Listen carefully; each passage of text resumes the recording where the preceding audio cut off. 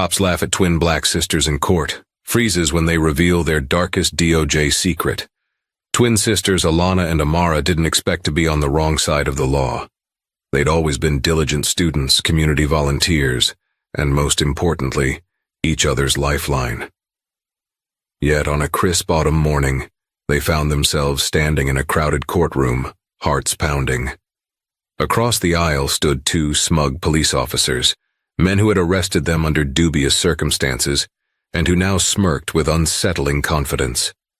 Little did these officers know that behind the scenes, the U.S. Department of Justice, led by Attorney General Merrick Garland, was quietly unearthing their darkest secret. And once that secret surfaced, it would change everything. Alana and Amara Mitchell had always shared the kind of bond unique to twins. From a young age, they were each other's shadows, finishing each other's sentences and forging paths of mutual support. Raised in a modest neighborhood in Hawthorne City, Mississippi, they stood out for their academic brilliance and unwavering optimism.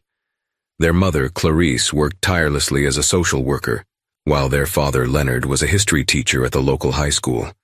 Together, the family embodied a quiet resilience, taking pride in their heritage and determined to contribute positively to the community around them. On a humid July evening, life took a sharp turn. Alana and Amara had spent the day volunteering at a local youth program, helping children practice reading and math skills for the upcoming school year. The two sisters, both in their early 20s, had a light-hearted argument over who would treat whom to an ice cream afterward. They settled on a small place near the city park, an area that they knew was usually teeming with families and friendly faces. However, on this night, a strange tension hung in the air. A police cruiser slowly shadowed them as they walked toward their car. At first, neither sister gave it much thought. Hawthorne City's police presence was common, and often the officers were polite, if a bit distant. But something about the pointed stares from the two white officers in the cruiser set them on edge. The police car circled them twice before finally pulling alongside. "Evening," said Officer Darren Walters, stepping out of the vehicle. His partner, Officer Brent Kilroy, remained seated, scanning the surroundings. Walters rested a casual hand on his holster, his expression unreadable. "Good evening, officer," Amara replied, trying to keep her voice steady. Alana stood by her side, bristling at the sight of Walter's relaxed but ready stance. "Can we help you?" Alana asked politely. Walters didn't immediately answer. He walked around them, eyes drifting from Alana's sneakers to Amara's braided hair, as though looking for something, anything, that might give him cause. Finally he asked, "Mind showing me some ID?" The request was abrupt, and neither sister could think of a valid reason for it, but they complied. Alana fumbled through her small purse to retrieve her driver's license, while Amara produced hers from a back pocket. Walters examined both IDs, then paused. "There was a report of suspicious activity near the park," Walters said vaguely. "You two fit the description." Amara's heart pounded. She'd heard stories of friends and acquaintances who had been stopped for matching some generic description. She forced herself to remain calm. "What kind of suspicious activity, officer?" Walters smirked. "We ask the questions, not you."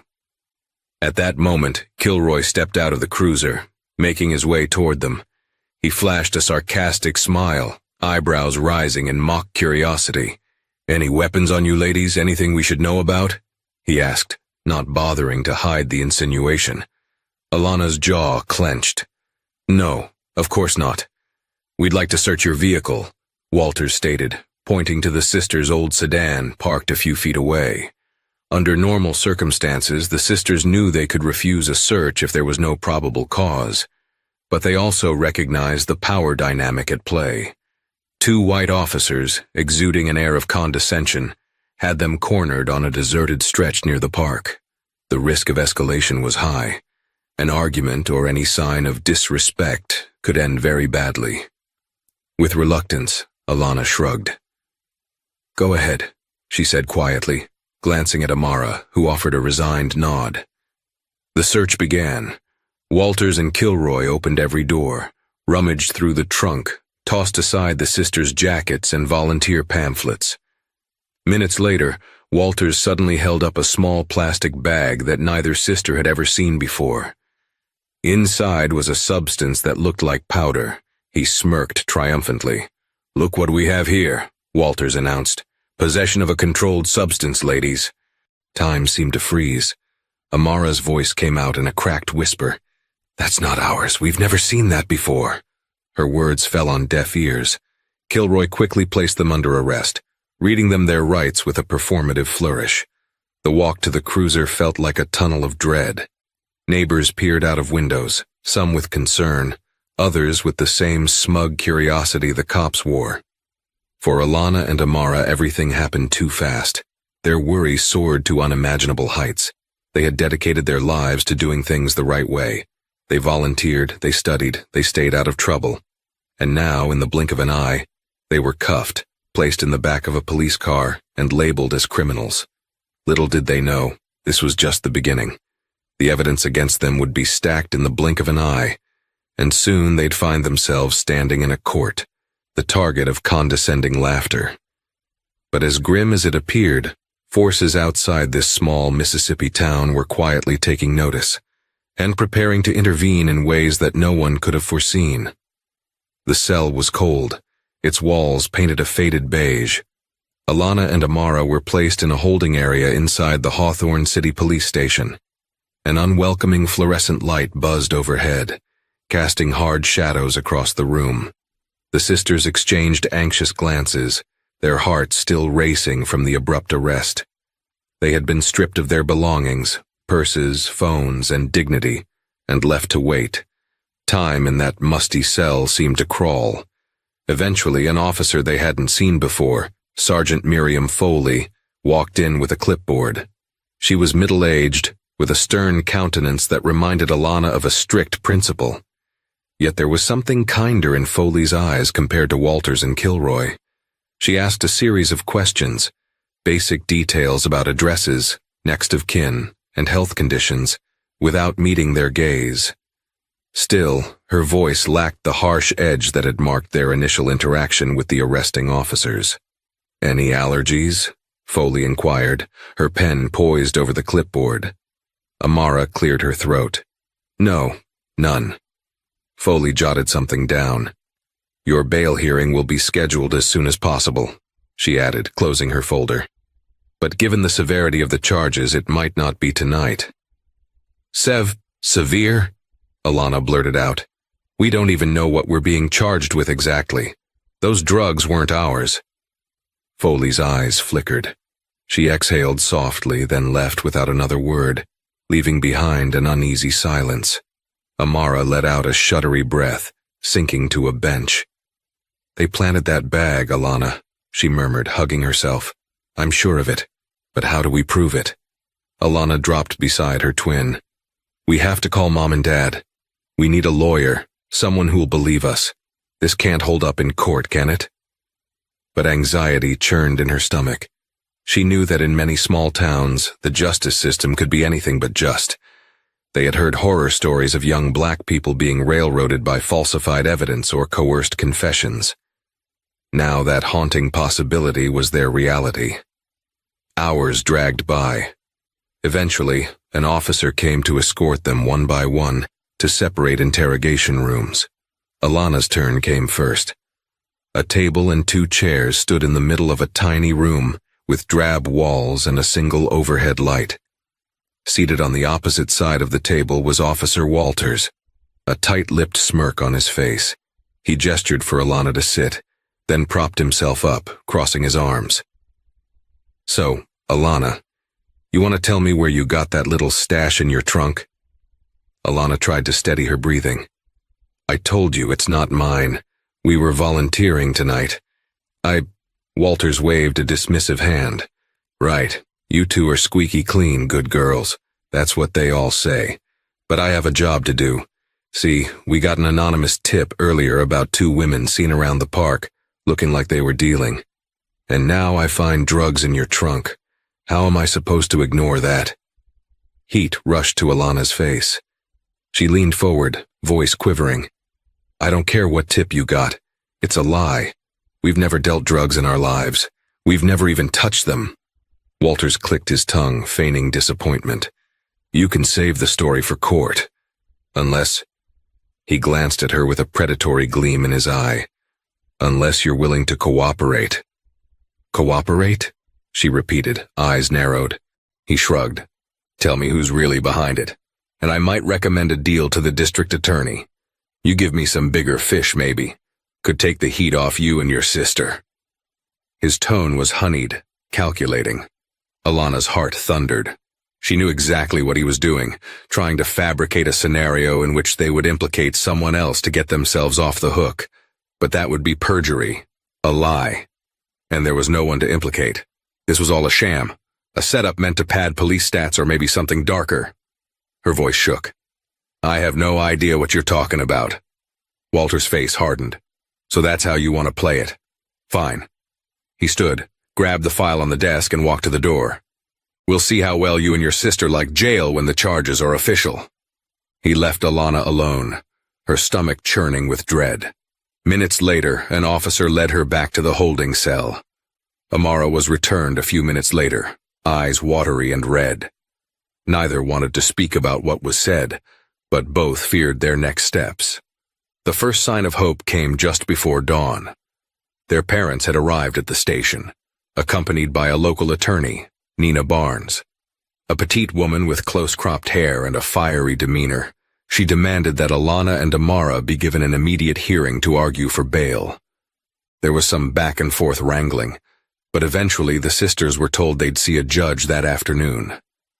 Exhaustion pulled at Alana's eyelids as she slumped in a corner of the cell. In that moment, she wished desperately that all of this was a nightmare she could wake from. Amara squeezed her hand, their fingers interlocking the way they had when they were small children terrified of thunder. They had no idea that the storm awaiting them was far more destructive than any thunderclap. But if there was any solace, it was in their solidarity, and in the knowledge that someone beyond this small, corrupt bubble might be watching. The afternoon sun bore down as Alana and Amara stepped out of the police transport van and onto the worn steps of the Hawthorne City Courthouse.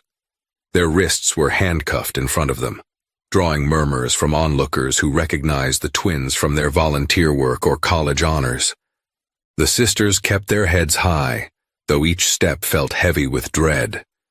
Inside the courthouse, old fans spun lazily overhead, barely dispersing the stagnant heat. Their attorney, Nina Barnes, led the way to a small conference room, where their parents waited with anxious eyes and trembling hands. Leonard Mitchell squeezed his daughter's shoulders, his voice cracking as he reassured them that they'd make it through.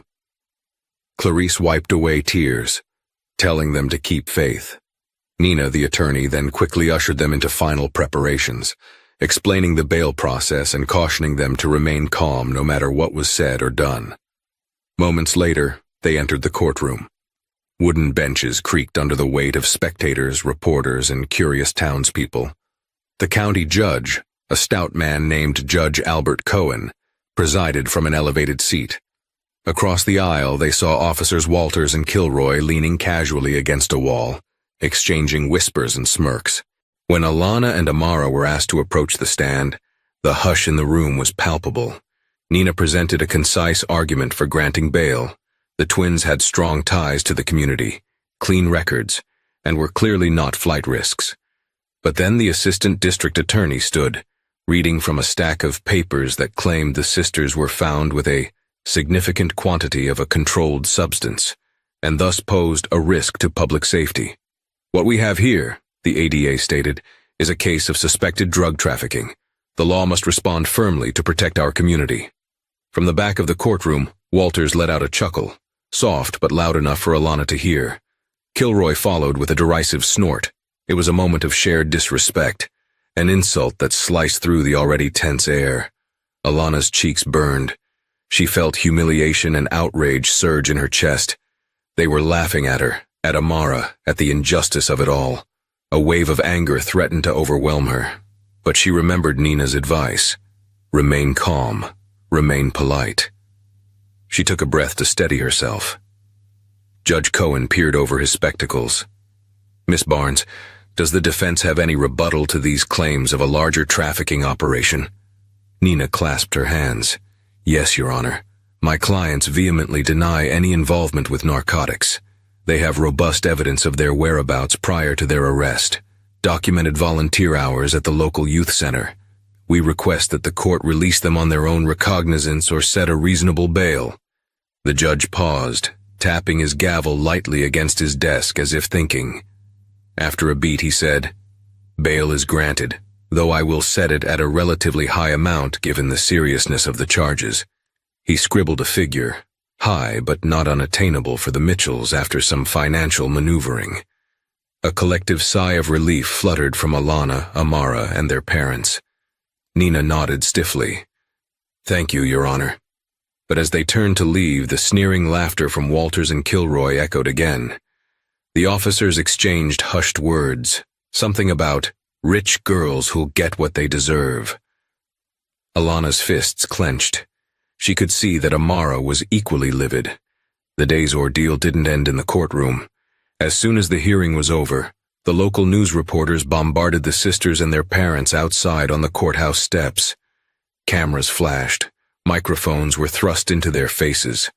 The swirling chaos of questions about the alleged drugs, the severity of the charges, the family's reaction, pelted them from every side.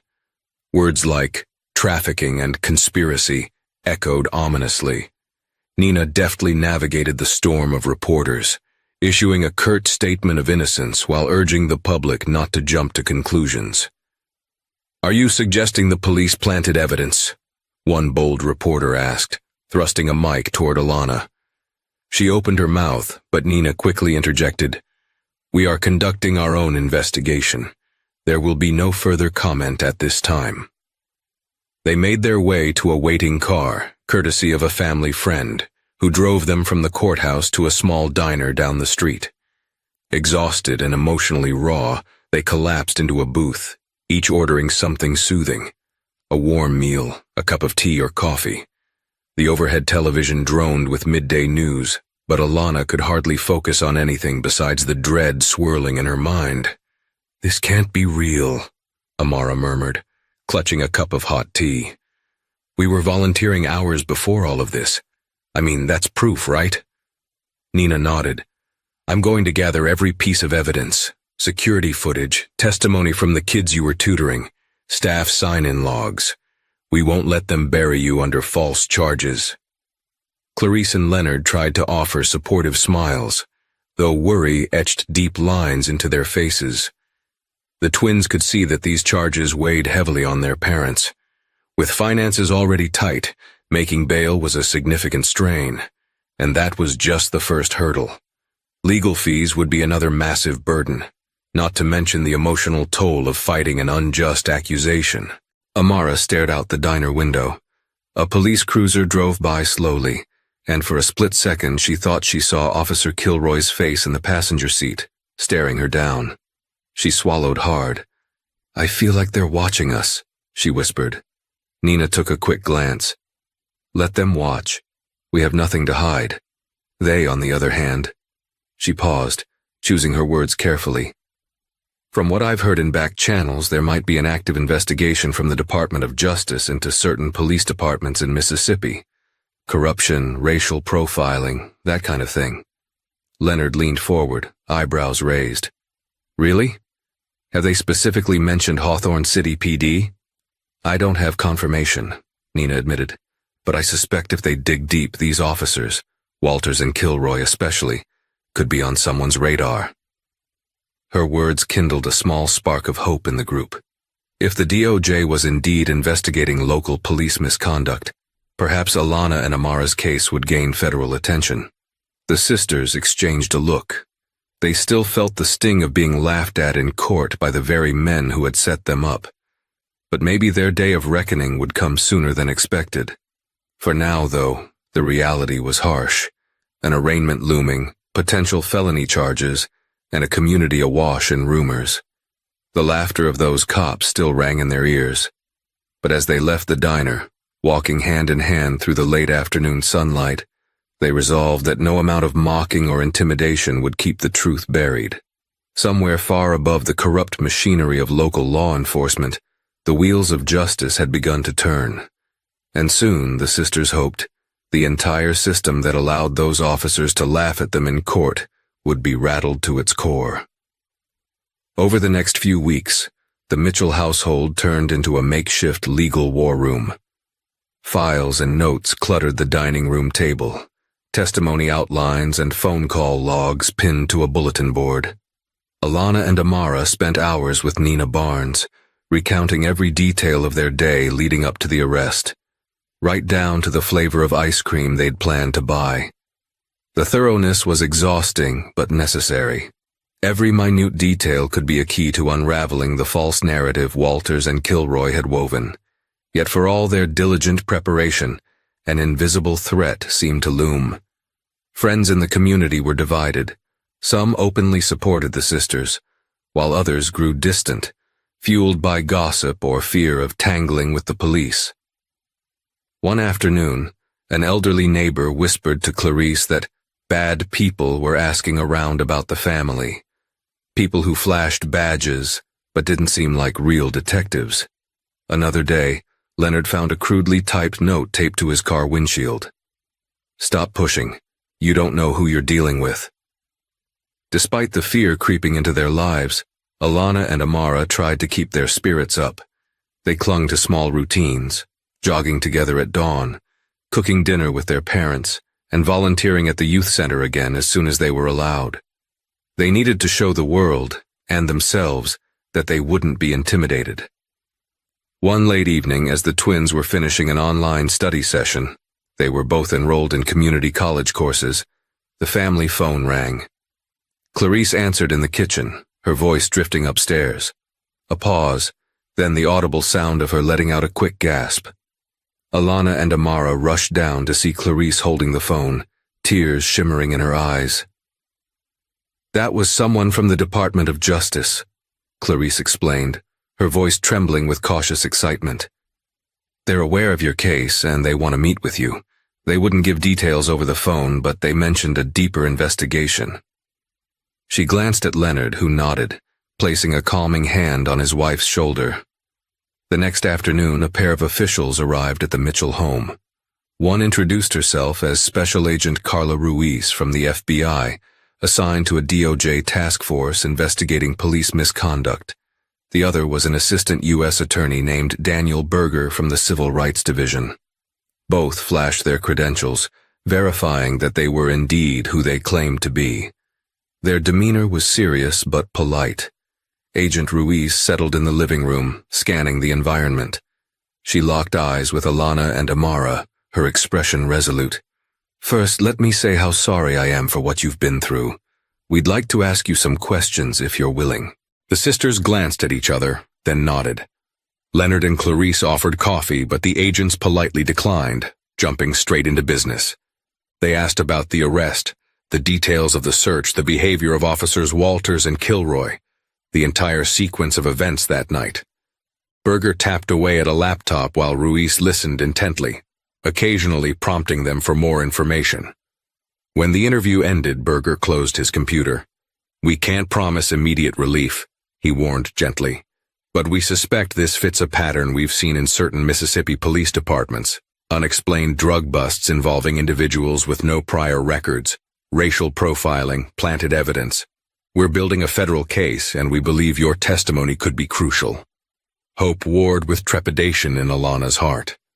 "So, they might finally face consequences?" she asked, almost afraid of being too optimistic. Ruiz exchanged a glance with Berger. "If we establish a pattern of civil rights violations, those responsible could face serious federal charges. But you should also be aware that the road ahead will be difficult. Corruption runs deep, and these officers may not go down without a fight." The Mitchell family exchanged determined looks. Nina Barnes, who had joined them for the interview, spoke up. "They won't intimidate us into silence. It's gone too far already." The agents left, promising to keep in touch. For the first time since the ordeal began, Alana and Amara felt a sense of vindication. It was as though a weight had been partially lifted. The next few days brought more phone calls from the DOJ, more visits, and an official request that Alana and Amara appear before a grand jury if needed. The seeds of a larger investigation were being planted, but there were also unsettling developments. Late one night, as Alana stared out her bedroom window, she noticed a dark car idling at the end of their street. Headlights off, engine quietly humming. It sat there for almost an hour before finally pulling away. Another time, Amara received a series of anonymous calls that ended the moment she answered. Nina assured them it was likely harassment tactics to dissuade their cooperation with federal authorities. Then came the whispers about Walters and Kilroy. Rumors surfaced that they were part of a clandestine network of officers who boosted departmental statistics by planting drugs on unsuspecting individuals, mostly young black men and women. Some claimed these cops were protected by higher-ups, given free rein to orchestrate busts in order to win promotions or departmental accolades. If the rumor mill was correct, Walters and Kilroy had a lot more to hide than just one planted bag of powder.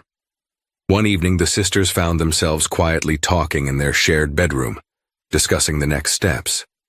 They agreed that if the DOJ needed them to testify or provide more statements, they would do so wholeheartedly. Their fear was still there, gnawing at the edges, but their resolve burned brighter. "We have to speak out," Amara said firmly. "Not just for us, but for everyone else they've wronged." Alana nodded, giving her sister's hand a squeeze. In their darkest moments, they remembered the courtroom laughter that had mocked their innocence.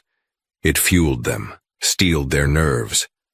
Because they weren't just fighting for their freedom.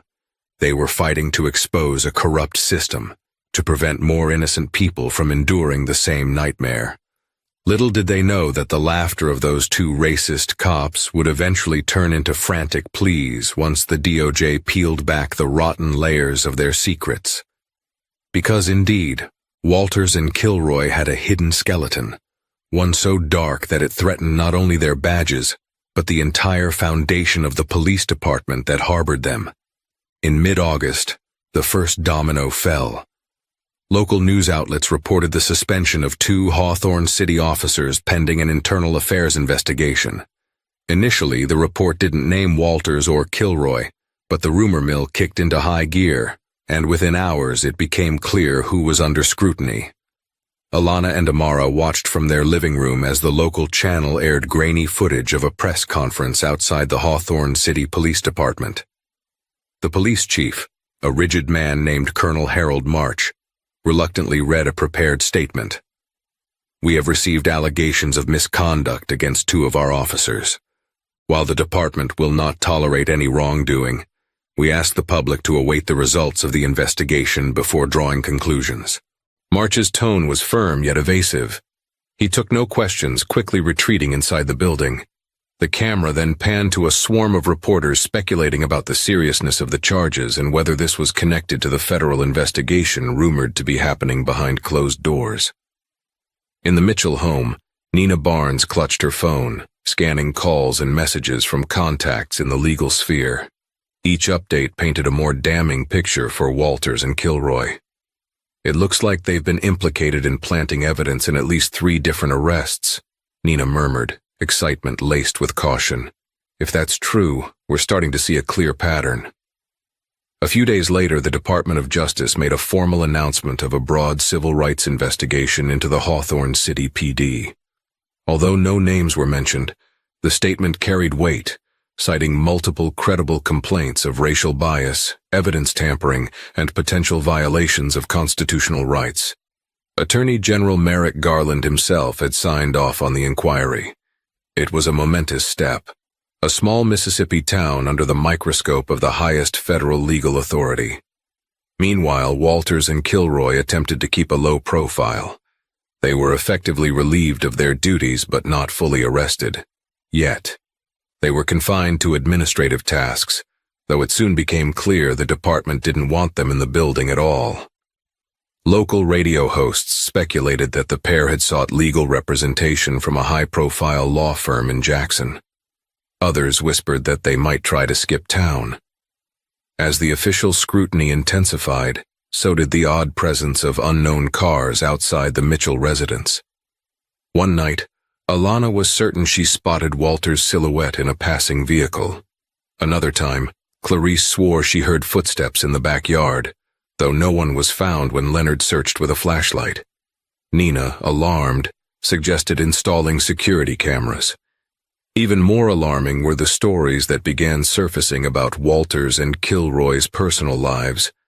A man named Darnell Thompson, who'd worked at a nearby auto shop, approached Nina with a disturbing tale. He claimed that Walters had blackmailed him into installing hidden compartments in vehicles to stage drug busts. Another woman, a teacher from a neighboring county, recounted a chilling traffic stop where Kilroy threatened her with arrest unless she gave him any name of someone involved in drugs. The teacher refused, was briefly detained, and later released without explanation. She hadn't spoken of it out of fear until now. Each story chipped away at the veneer of legitimacy around these officers, and each story fueled the sense that something more sinister lurked behind their orchestrated drug arrests, possibly a plan to funnel money, seize property, or extort the innocent. One late afternoon, while Alana and Amara were reviewing legal documents with Nina, the phone rang. Clarice answered, her face turning pale as she listened. After a tense minute, she hung up and turned to the others. "That was the assistant U.S. attorney," she said, eyes wide. "They found something big on Walters and Kilroy, something about a deep ties and deliberate targeting. They want you two to come in tomorrow to provide more statements." Nina's eyebrows lifted in cautious optimism. This could be the break we've been waiting for. The next day, the twins and Nina arrived at a small federal building in Jackson, Mississippi, where they were greeted by Agent Ruiz and Daniel Berger. They were escorted to a secure conference room, where they found a trove of documents spread across a long table. Photos, transcripts, even grainy surveillance images. A sense of gravity filled the space. Berger pointed to a file. "We've uncovered a pattern in Walters and Kilroy's arrests. Roughly 90% of their major drug busts involve people of color. We cross-checked these arrests with ballistics, forensics, and even financial records. It appears that in numerous cases the evidence was either inconclusive or outright fabricated." Alana's pulse quickened. They did it so brazenly. How did they think they'd get away with it for so long? Agent Ruiz answered, her voice tinged with frustration. "Small-town ecosystems can be insular. A few people in power can protect each other. People who tried to speak up were too scared. But your case, along with others coming forward, has cracked the wall of silence." She flipped through more photos. Walters and Kilroy kept trophies, photos of their so-called busts, receipts of seized assets, text messages bragging about it. They even shared pictures with each other of the people they arrested, often mocking them with racist or demeaning comments. The revelation churned Alana's stomach. She swallowed hard. "So what happens next?" Berger exchanged a look with Ruiz.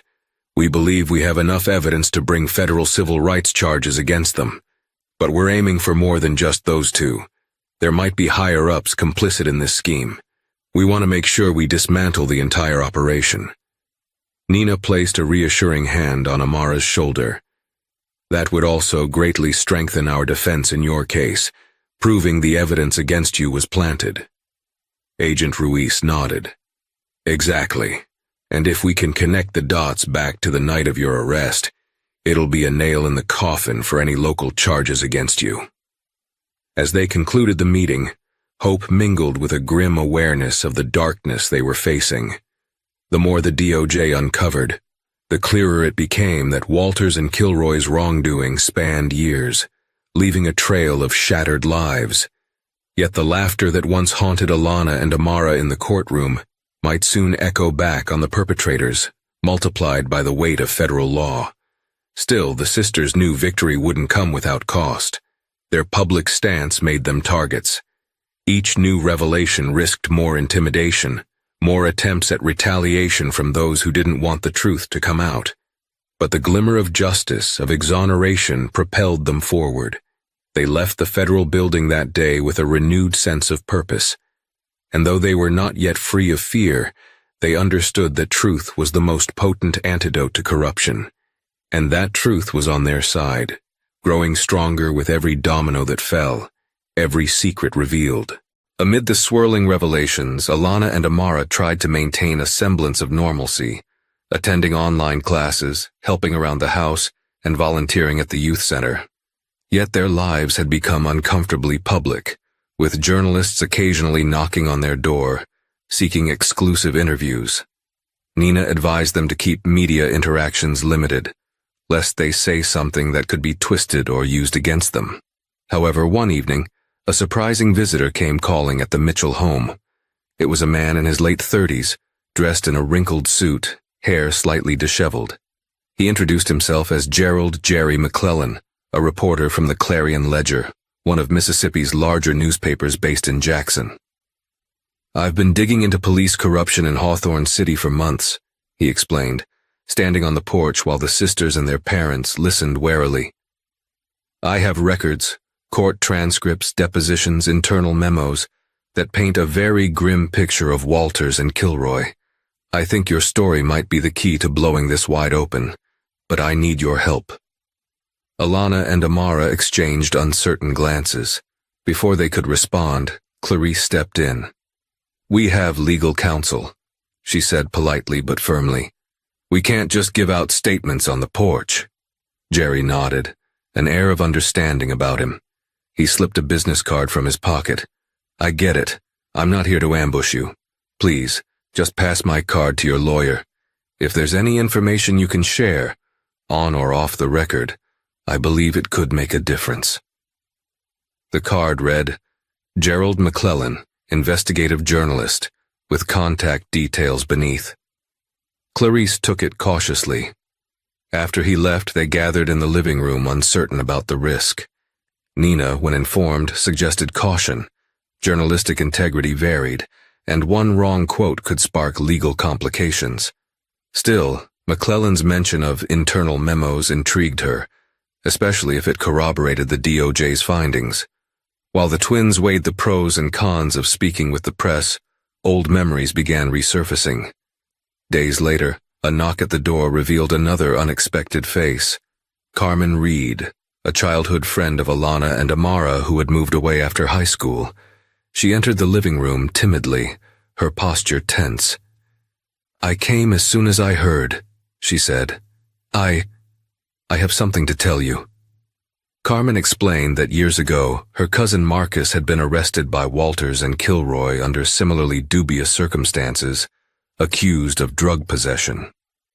Marcus had served a short sentence, but the experience ruined his prospects, pushing him out of college and leaving a permanent mark on his record. Carmen admitted that her family had been too afraid to speak out, worried about retaliation or further arrests. "Marcus kept telling me he was innocent," Carmen said, tears forming in her eyes. "He said the cops planted the drugs. We didn't believe him at first. Now seeing what you're going through, I realize he was telling the truth." Alana's heart sank. She understood the weight of that fear. "Would your cousin be willing to speak to the DOJ?" she asked softly. Carmen shrugged, uncertain. "He's angry, bitter, but maybe if he knows he's not alone, he might come forward." Nina, who joined them by phone, urged them to encourage Marcus to step up. The more victims who testified, the stronger the case against Walters, Kilroy, and potentially other complicit officers. The shadows of the past were indeed catching up, forming a collective voice that demanded justice. In the following weeks, Nina filed motions in the local court to dismiss all charges against Alana and Amara, armed with new evidence from the DOJ. The hearing date loomed and tension soared. Supporters of the twins began rallying on social media, using hashtags and local Facebook groups to call out corruption. Many recalled the twins' long-standing commitment to the community, insisting they would never engage in drug activity. On the other side, a small but vocal faction in the city, some with ties to law enforcement, painted the twins as troublemakers. Anonymous online trolls spewed racist remarks claiming the sisters were exploiting race to dodge charges. Officer Walters and Kilroy, for their part, maintained their innocence, even giving a brief interview to a local station where they called the allegations fake news, orchestrated by anti-police activists. Then came the day that changed everything. In a coordinated series of raids, the DOJ task force descended on multiple sites, including the Hawthorne City Police Department. Witnesses described the startling scene. Federal agents marching through the station, seizing files and computer hard drives. By evening, news broke that Walters and Kilroy had been taken into federal custody, indicted on charges of conspiracy, civil rights violations, and falsification of evidence. The sight of the two officers, handcuffed and flanked by federal agents, flashed across television screens throughout Mississippi. It was a surreal reversal of the original courtroom tableau, where Walters and Kilroy had smirked at Alana and Amara. This time, there was no smirking, just ashen faces filled with dread. For the Mitchell family, this was both a triumph and a moment of sobering realization. The twin sisters had sparked a domino effect that reached far beyond their own case. Yet the legal process was far from over. Alana and Amara's hearing approached, and despite the mounting evidence in their favor, the local prosecutor still held the official charges. It would take a judge's ruling to fully exonerate them. In the hush of a late-night family gathering, as they watched the day's events play out on the news, Clarice turned to her daughters. "One day you'll look back on this and realize how strong you both were," she said, her voice trembling with pride. "You took on a system that's been broken for far too long." Alana and Amara exchanged a quiet smile. For a moment they recalled the humiliating laughter in the courtroom, the cold nights in jail, the fear of menacing eyes outside their home.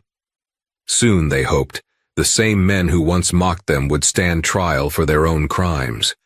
And that in itself felt like a step toward justice, not just for them, but for an entire community long haunted by the shadows of racist policing. The morning of Alana and Amara's hearing arrived like a thunderclap. Outside the Hawthorne City Courthouse, a cluster of supporters gathered, holding signs that read, "Justice for the Mitchell sisters," and "Stop racial profiling." A handful of counter-protesters milled nearby, but the mood felt distinctly in favor of the twins. Reporters smelling a major story lined the steps, cameras poised. Inside, the courtroom bustled with a tension that was almost electric. Court officers tried to maintain order as spectators filed into the wooden benches. Nina Barnes stood near the defense table, flipping through a thick binder of evidence and motions. Alana and Amara, dressed neatly and standing tall, joined her. They felt the eyes of the courtroom on them, some sympathetic, others critical, but all intently curious. Judge Cohen, the same judge who had presided over their bail hearing, took the bench. His gaze swept the room as he called the proceedings to order. Despite the swirl of national attention, he bore a weary expression, as though he was bracing himself for the day's battle. The prosecutor, looking visibly less confident than before, rose to speak. He began by reciting the original charges against Alana and Amara, possession of a controlled substance with intent to distribute. But before he could launch into any argument, Nina Barnes interjected with a motion to dismiss all charges. She calmly enumerated the reasons: new evidence from the DOJ investigation, sworn statements from witnesses alleging police misconduct, and the federal indictments against officers Walters and Kilroy. The prosecutor fumbled. He insisted the local case remained valid, but he couldn't ignore the avalanche of federal findings. Judge Cohen leaned forward, hands folded. "I've reviewed the DOJ documents," he said sternly. "They paint a damning picture of systemic wrongdoing. I need to hear a compelling argument from the prosecution as to why these charges should remain." The prosecutor, clearly flustered, tried to claim that the DOJ's investigation was ongoing and that local charges could stand independently. Nina, unflinching, produced a statement from the U.S. Attorney's Office, explicitly naming Alana and Amara as victims of planted evidence. She also presented a subpoenaed set of text messages between Walters and Kilroy, messages that proved the officers had discussed pinning something on the twins to make an example of them. A hush fell over the courtroom as Nina read one exchange aloud. Walters: "Got two girls. Real pretty, real smug. They'll fold easy if we find the right evidence. Kilroy. Yeah, let's teach them a lesson. Just a little powder for them to cry about. Murmurs rippled through the crowd, and even Judge Cohen's stoic expression cracked in shock. Alana's heart pounded. Hearing the callous words from Walters and Kilroy made her stomach twist with anger, but it also ignited relief that their duplicity was finally exposed. After reviewing the messages, Judge Cohen removed his glasses. I find this deeply concerning. Given the overwhelming evidence that the arresting officers acted with gross misconduct, I'm inclined to dismiss all charges against the defendants. A muffled cheer erupted from the supporters in the gallery. Alana grabbed Amara's hand, tears of gratitude and vindication welling in their eyes. Nina placed a steadying hand on Alana's shoulder. However, the judge wasn't finished. His gaze zeroed in on the prosecutor. Furthermore, I expect a formal review of every case handled by these officers. Effective immediately. This case against the Mitchell sisters is dismissed. They leave this courtroom free of these charges, and I sincerely hope the justice system rectifies any and all wrongs done to them. Gavel down, a resounding crack. The room erupted in applause from their supporters. Alana and Amara exhaled in unison, the tension draining from their bodies. They were free. In that moment, the memory of the courtroom laughter all those weeks ago transformed into a testament of their resilience and the power of truth. Outside, a wave of journalists surged toward them. Cameras flashed, microphones extended. Nina quickly guided the sisters to a small podium set up by a local activist group. Alana, heart still hammering, steadied herself at the microphone. Today's dismissal is a relief, she began, voice shaking slightly. But we're not just here to celebrate our victory. We're here to call attention to everyone who has been wronged by a system that allowed two corrupt officers to plant evidence and destroy lives.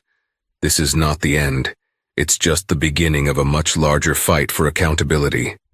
Amara stepped forward. We thank everyone who believed in us, who spoke out, who helped unearth the truth. We stand with those who are still fighting for their innocence. We won't rest until justice is served for all. The crowd cheered, and camera shutters clicked like distant thunder. The sun shone overhead, revealing a new dawn for the sisters. For the first time in weeks, they could breathe freely, unburdened by the weight of false accusations. But the day's events weren't over. As they made their way down the courthouse steps, flanked by family, friends, and supporters, Alana spotted two familiar figures in orange jumpsuits being led in by federal marshals, Walters and Kilroy. Their once cocky expressions were now hollowed by fear. Gone was the arrogance, the laughter, replaced by the grim realization that their darkest secrets were laid bare. For a fleeting moment, Alana and Kilroy locked eyes. She felt no pity, only a firm sense of karmic justice. He quickly averted his gaze, as if the sight of her was too much to bear. And in that instant, she knew the tide had fully turned. The gavel had fallen and the days of mocking the innocent were over. The laughter of racist cops had been silenced by a truth far more powerful and far more enduring. In the aftermath of their dramatic court victory, Alana and Amara found themselves navigating a wave of public attention. Invitations flooded in, from local churches wanting them to speak about social justice, from colleges seeking them to address student groups, and even from media outlets hoping for exclusive interviews. Initially overwhelmed, they quickly realized that their story had touched a nerve in the broader conversation about policing and racism in America. While the sisters felt a responsibility to use their newfound platform wisely, they also yearned for the simple joys of normal life. Free from bail restrictions, they could attend classes in person and return to volunteering at the youth center without the constant specter of possible incarceration looming over them. Their mother, Clarice, no longer woke in the middle of the night with tear-streaked cheeks, and their father, Leonard, could talk about future plans, like attending the twins' graduation and taking a family vacation they'd long postponed. The federal investigation into Hawthorne City PD continued, unearthing a web of corruption that implicated not only Walters and Kilroy, but also a handful of other officers and possibly higher-ranking individuals. Whispers circulated about a new departmental leadership taking shape, overseen by a federal monitor to ensure reforms. Some in the community were skeptical that real change could happen, but others felt a renewed sense of hope. One bright autumn afternoon, Agent Carla Ruiz visited the Mitchell home once more, this time bearing good news. The civil rights trial against Walters and Kilroy is set for early next year, she explained. Your testimony and evidence are pivotal. You'll likely be called upon to speak about your ordeal. Alana and Amara were ready. No threat or intimidation could silence them now. We'll be there, Alana said confidently, reflecting on how far they'd come since that terrifying night of their arrest. With their immediate legal troubles behind them, Nina Barnes encouraged the twins to file a civil lawsuit against the city for damages, loss of reputation, emotional distress, and legal fees. After careful consideration, they agreed, not out of greed, but out of principle. If the city had to pay, maybe it would serve as a financial push to reform. The lawsuit garnered even more attention, thrusting them further into the public eye. And so, on a crisp November evening, the family held a small gathering in their backyard to celebrate a sort of freedom party. Close friends, neighbors, and new allies arrived, sharing potluck dishes and warm hugs. Carmen Reed came with Marcus, who'd finally agreed to speak to the DOJ about his own wrongful arrest. He thanked the sisters for inspiring him to come forward, tears in his eyes as he recalled his lost opportunities. That's all we wanted, Amara replied softly, for people to stand together and refuse to be silenced. The next day they received a thick envelope from the Clarion Ledger's Jerry McClellan. Inside were copies of internal police memos and emails detailing how Walters and Kilroy had been protected by certain superiors, who turned a blind eye to suspicious cases. One email even referenced a plan to target problematic individuals who spoke out against the department. Reading the lines, Alana shuddered at the near miss. Had they not fought back, they might have become just another statistic buried under false charges. Their story was gaining national traction. A well-known civil rights activist from Jackson visited them, offering moral support and a platform to speak on a larger stage. Alana and Amara agreed to appear at a panel discussion on systemic racism and policing. The auditorium buzzed with hundreds of listeners as they recounted their journey, from volunteering at a youth center to being strip-searched in a cold holding cell, to standing victorious in the courtroom where, not so long ago, they had been publicly mocked. Despite the heaviness of the subject, their message carried an undercurrent of hope. If 2 college students from Hawthorne City can stand up and spark change, Amara said, voice resonating through the microphone, imagine what an entire community, an entire nation can do. The applause was thunderous. Flashbulbs captured their earnest faces, and social media lit up with praise for the twins' resilience and courage. Offers poured in for partnerships with nonprofits, scholarships, and even a potential book deal. But at the core, Alana and Amara simply wanted justice, not fame. They vowed to channel any influence or support they received into uplifting others who still struggled under the weight of unjust accusations. Weeks turned into months, and the daily anxiety that once consumed them now transformed into purposeful action. Their civil case made steady progress, with settlement talks beginning to percolate. The city attorneys were clearly eager to avoid a high-profile trial. Meanwhile, Walters and Kilroy rotted in federal custody, awaiting their own day in court, an ironic reversal of their earlier hubris. In a final twist of fate, it came to light that Walters had fathered a child out of state and used illicit funds from seized property to send hush money to the mother. The explosive revelation further solidified the public's condemnation of his actions. Kilroy, for his part, had a long paper trail of racial slurs in emails and text messages, evidence that left no doubt about the racist intent behind his policing tactics. With each new revelation, the city's patience for these disgraced officers wore thinner. It became painfully clear that Alana and Amara's case was just the tip of a very ugly iceberg. The entire apparatus that allowed men like Walters and Kilroy to operate with impunity was now under the microscope, promising a sweeping overhaul. As winter approached, Alana and Amara stood on their porch, sipping hot cocoa, their breath visible in the crisp air. They silently acknowledged the journey they had taken, from the moment they were cornered and arrested to the day the charges were dropped and beyond. A wave of gratitude washed over them for the outpouring of community and federal support that had ultimately proven their innocence. The laughter that had once mocked them in a dingy courtroom was gone, replaced by the resolute chorus of voices demanding real, lasting change. It was a new dawn in Hawthorne City, one in which the twin sisters were proud to play their part. And while the scars of the ordeal would remain, those scars would also serve as a reminder of their strength, of the power that lies in truth, and of the justice that can be achieved when good people refuse to remain silent. Thank you for joining us on this intense and emotional journey, where false accusations gave way to undeniable truths, and corrupt officers were finally held accountable for their misdeeds. Alana and Amara's story reminds us that no matter how bleak things may seem, courage, truth, and unity can spark change, even in the face of the deepest injustice. If you were moved by this story and believe in standing up against corruption, please don't forget to like, share, and subscribe to our channel. Every click helps spread awareness and encourages more people to speak out when they see wrongdoing. Let's keep the conversation going in the comments. Tell us what resonated with you the most, and share your own experiences or thoughts on the power of accountability. Together, we can shine a light on injustice and continue pushing for reforms that protect the innocent and uphold true justice.